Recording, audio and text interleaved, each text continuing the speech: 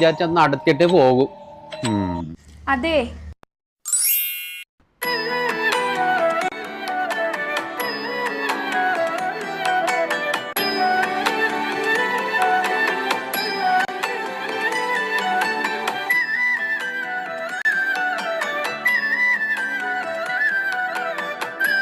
ഞാൻ പറയുന്ന കേൾക്കുന്നുണ്ടോ?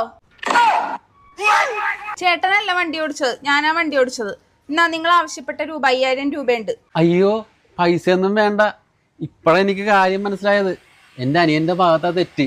അവൻ ഭയങ്കര സ്പീഡിലെ വണ്ടി ഓടിക്കാറുള്ളു. പിന്നെ കയ്യിലെ പൊട്ടാണെങ്കിൽ അത് ബാൻഡ് ഒടിച്ചാൽ തീരാവുന്ന പ്രശ്നമുള്ളു. ഞാനെന്നാ പോട്ടെ. അമ്മച്ചി, മോളുടെ കല്യാണം കഴിഞ്ഞിട്ടില്ലല്ലോ അല്ലേ? അയ്യോ, കല്യാണം കഴിഞ്ഞിട്ടില്ല, നോക്കുന്നുണ്ട്. ഒരു വര കൂടി വരേണ്ടി വരും. എടി, നിന്റെ ഭർത്താവിനോട് ചൊവ്വേ നേരം നോക്കി വണ്ടി ഓടിക്കാൻ പറ. അവനൊരു മണ്ടനായ കൊണ്ട് പൈസ മേടിക്കാതെ